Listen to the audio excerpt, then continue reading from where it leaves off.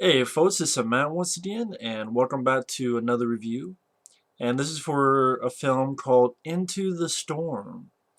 Now, Into the Storm came out, I think was it August? Yeah, August of this year, 2014, directed by Steven Quale, who did Final Destination 5, which I just say this is a better movie than Final Destination 5.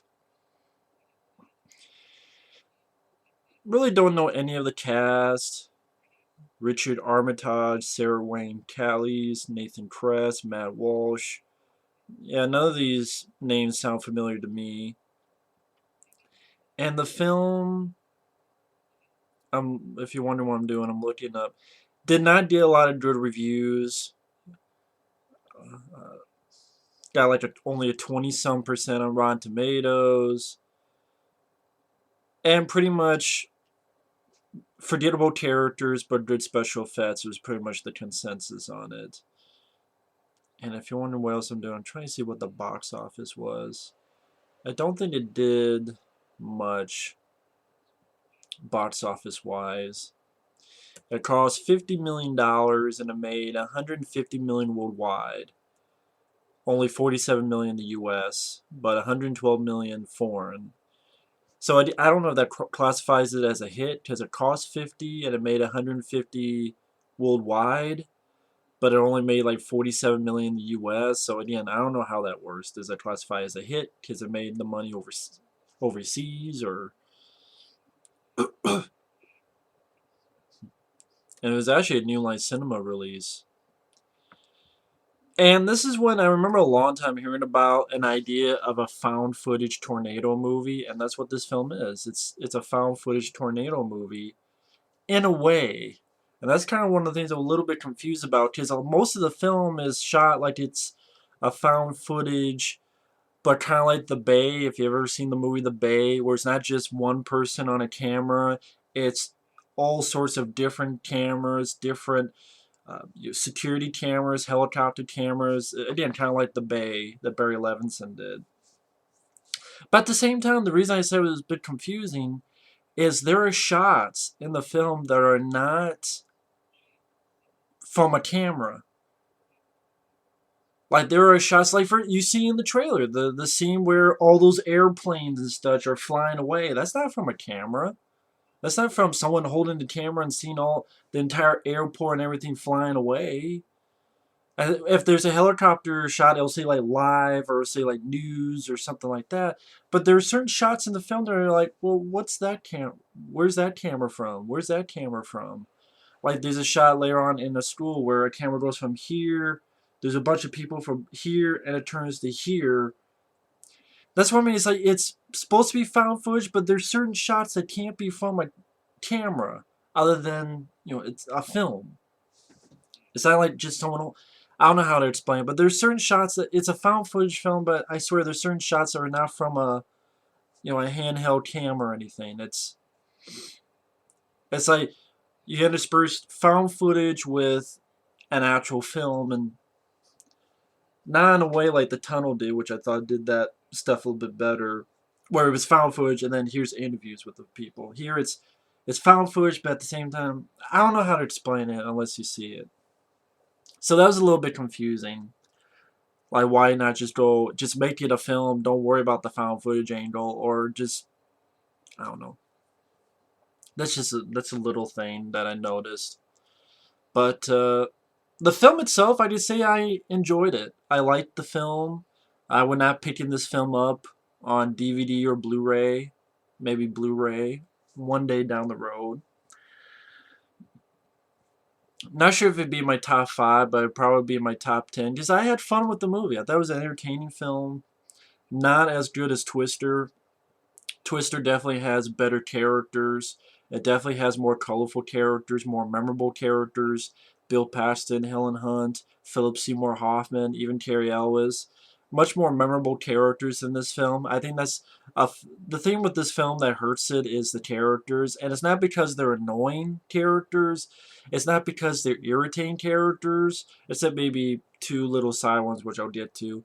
But I do agree with the fact that, for the most part, a lot of them are pretty forgettable characters. You don't really know much about them. But at the same time, some of the acting wasn't too bad, so I had to deal with it. And they weren't, and most of them were not annoying enough that I wanted to see him die. They were just sort of there. And the first 15, 20 minutes of build up is a little bit sluggish to get through. Because again, they're not the most interesting characters. But uh, there's a couple actors that I didn't mind. They're not as memorable as Twister, but I didn't mind. But I will say the last hour of the film I thought was entertaining because it was a pretty fast pace, some fun action set pieces and sequences. I think the special effects were pretty good for the budget.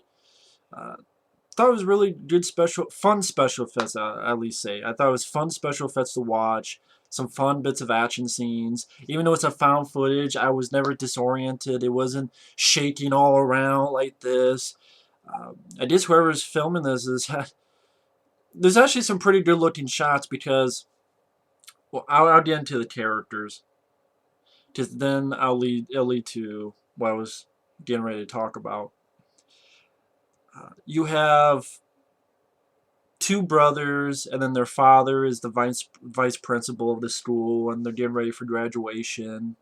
And pretty much all you know about these characters is that the mom has passed away, and the two brothers, one likes this girl, and they're filming this stuff for a time capsule. And again, it's the day of their graduation, and so they're filming interviews and things like that. So those are three of our main characters, as well as this female meteorologist and who is helping this documentary crew to search for tornadoes to film again for their documentary. And the guy, I believe the actor's name is Matt Walsh, who's the documentary guy. Pete Moore. He has this like tank vehicle, which has cameras all around, and even the meteorologist, her vehicle, there's cameras all around. There's cameras here, here. I swear there's like 30 cameras in each vehicle. But it makes for some interesting shots because like the cameras on the tank thing, the reason it's like a tank is the documentary filmmaker he's a storm chaser. He's able to have these hooks that dig into the ground and then has this little almost like porthole kind of thing on top to get some really good looking shots of the tornadoes, and he wants to get into the eye of the storm. And then you have cameras on the side of the vehicle. So it makes for a lot of things to cut to. So you get some pretty interesting shots, especially during the action scenes. But again, there's certain shots I'm like, I don't think there's a camera here. So how is this part of the found footage? Because at the end, it makes it seem like this is a film that has been put together for people to watch. But at the same time, there's certain shots that, anyway, that's kind of a little bit confusing part. But um, I thought the vice principal, Richard Armitage, which he gets more into it in the film, and he becomes definitely a lead character. I thought the vice principal guy, I thought he was decent. I thought the Richard Armitage, I thought Sarah Wayne Callies as the female, the meteorologist, I thought she did a decent job. And again, you don't know much about her character, just that she has a daughter and she hasn't seen in a while, and she wants to see her after she's done with this gig. But she was decent in the film. And the acting, the only real people I didn't care for is you have these little side characters, these two redneck guys who are idiots. One's named Donk. And I'm like, the only Donk I know is from Crocodile Dundee. But like these two redneck guys who do this stupid stuff because they want to be like a jackass type where they want to be, all of a sudden they want to be storm chasers because they want to film it, go viral, get famous on the internet. And those two redneck guys, they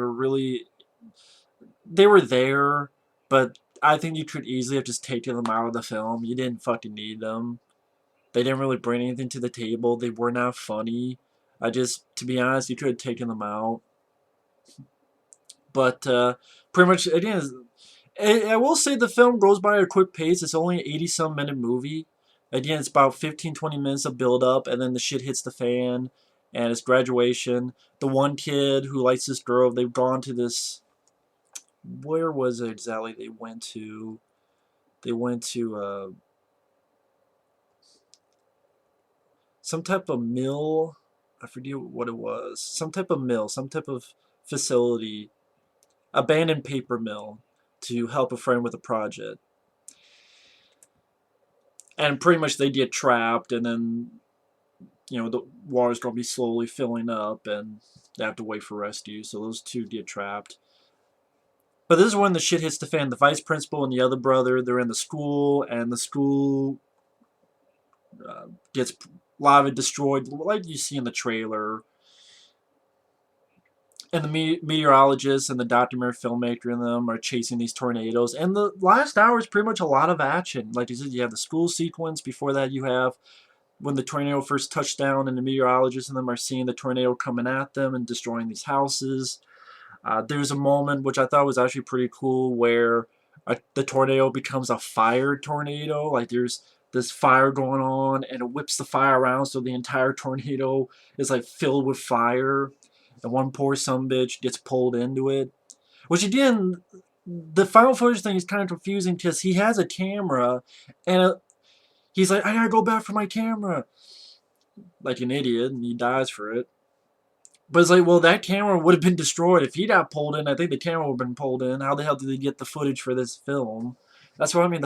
I don't think it needed to be found footage. I think you could have had the same shots.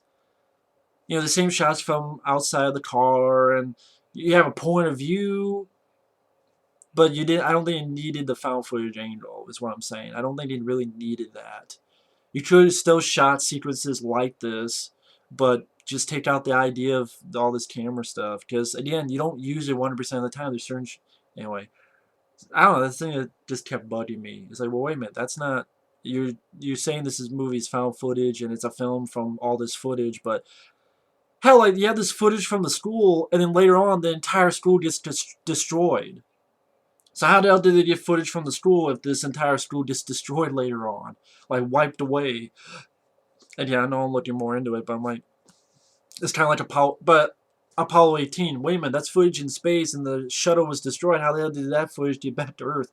But this is a much better movie than Apollo 18. It's a found footage movie. I guess it's found footage, but not everyone dies. In fact, not many people die. So that's a difference. But that's what I mean. It's like, why does it need to be the found footage angle? I don't know.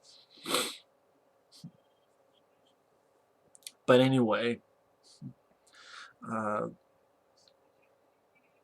at least it does have some interesting shots, and you had some fun action scenes. For example, when the vice principal, the father, and the brother, they want to get their other family member.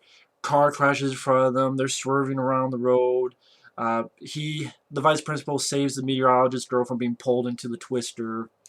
Or a sequence where they're trying to get from point A to point B, and the twister's like taking their van and swerving it around, and trees and power lines are falling down. And I did get the twister reference, by the way. There's a twister reference where pretty much there's a huge giant fucking tornado at the end, and it's going to tear through the whole town. And there's this cow that's on top. It's an advertisement for this steakhouse, and it's of course fake cow for was it? I think it was steakhouse, and it blows off and goes this way across the screen, and I'm like, okay, that's definitely an ode to Twister. I pretty the ending where they have to get into these storm drains and try to survive. I like a moment where one guy's in this vehicle in the near the end of the film, and he gets taken up in the tornado, and you see his point of view, and you see like it's crystal clear, and the sky is clear. I don't know, I just like the way it's shot. The guy's looking out, and I'm thinking, man, this situation, he should say, oh shit. But I just like the way it was done. Like, it's really noisy and it's silent, and he's seeing like the sun is very bright outside. Just the way it looks. I think this does have some pretty good special effects. I think it does have some fun action, and I think the last hour of the film is pretty fast paced and pretty fun. I think this film is at least worth a watch for the last hour of the film. And I don't get much with the characters. I mean, those two redneck guys at the 50-minute mark, they pretty much get taken away from the tornado. And then at the end, you find out they survived because they were hanging in these trees. But at least they disappeared for about 30 minutes of the movie because they were not really They weren't needed in the film, in my opinion. They weren't funny. They were pretty useless. They're not the most horrible rednecks I've seen in movies, and they're not the most annoying. They're just sort of the weakest, I thought, of the cast. That and the kid that gets trapped with the girl, like those scenes when they're trapped and the water's filling up, they weren't really the most interesting either. Like the best scenes is with the meteorologist, and then also when the vice principal joins them, because they're going to help him find his son to get from point A to point B. Like the vice principal guy, Richard Armitage, and the female meteorologist, I thought they were decent, but again, there's not much to their characters. There's really not much to them. They're pretty much just there just to get us into, okay, we established something in 15, 20 minutes, now about an hour of pretty fast pace. Oh, here's some fun action, fun special effects, which, okay, I'll deal with, because at least he gave me that. And the film, it was entertaining. I would definitely watch this again. Again, I would like to pick this up one day on DVD or Blu-ray or whatever. I think it's not as bad as critics said it was. I mean, at 20% on Rotten Tomatoes, I think that's pretty low. But I do agree with that they say forgettable characters. I mean, I could easily understand why people would say forgettable characters. They're not the most interesting, but they're definitely not the most annoying. They're not really that unlikable or horrible or shitty. For the most part, they're kind of there. I think you could have had some better writing. I mean, Twister, for example. Why Twister is a better movie? You have a better. I like the score, the Twister better. I like the characters better in Twister, as well as the fun tornado scenes as well. Um, but this is still a fun, entertaining movie. It's still, I think, I don't think it's that bad of a film. Am I mad that I didn't see it in the theater? Not really. Not really. I'm fine with seeing it at home. And again, I would not mind picking this up if I find it cheap enough on Blu-ray. If I find it cheap enough, or if someone gave it to me. But I mean, if I find it seriously, if I find it cheap enough, I'll pick it up. It'd definitely be my top 10. I definitely did not hate the film. The first 15, 20 minutes were kind of a little bit of a struggle because the characters were not really the most developed and they weren't really the most interesting, intriguing characters. They were kind of there, and they were kind of run of the mill in a way. And it's not really that shitty of acting, though. I will say that. I've seen a lot of movies with shitty acting. I don't think this film has particularly shitty acting. I think it's, again, there's a couple of okay people. I mean, again, what's the character? What's the name of? I keep saying vice principal. What's his name? The actual character's name?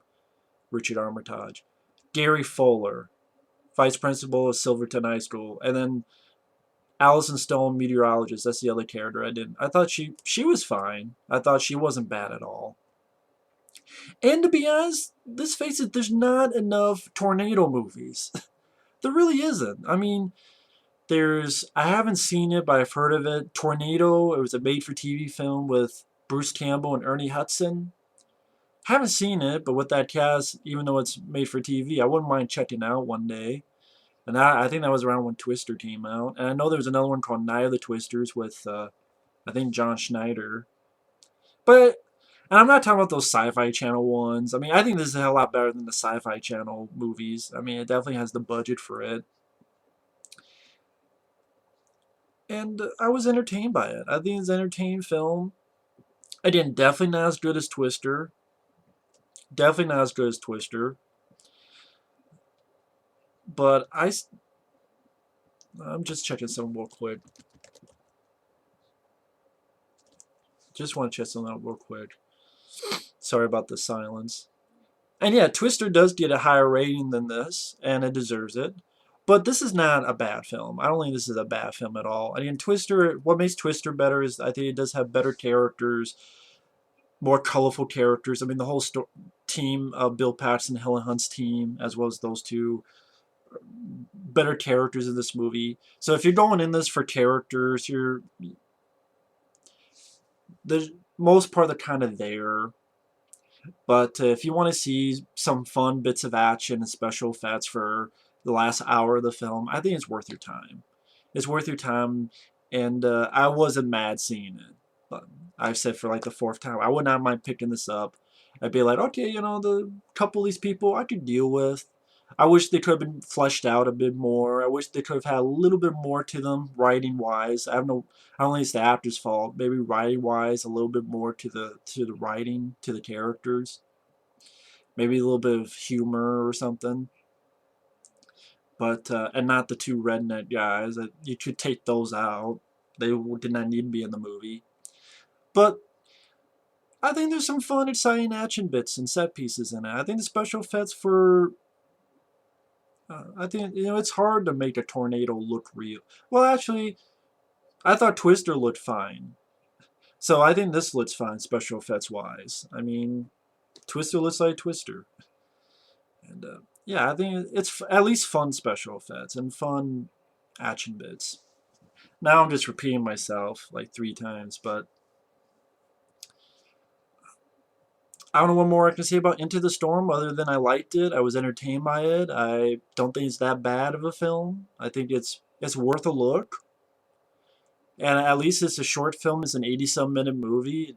It's not too long of a flick, and I think it's a entertaining film. I was going to say time waster, but probably put a little bit more as a little bit above a time waster. I liked it. I didn't love it to death. I think the characters were more colorful, or I don't know, just a little bit more to the characters.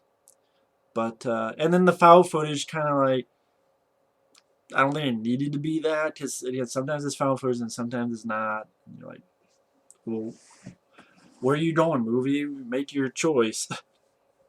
But I guess they try to do both. They try to be different. And okay. But yeah. Anyway, I didn't mind it. Didn't mind the film. So that's another movie in this year that I didn't mind. Anyway, thanks for watching. Take care, and we'll see you later. Bye bye.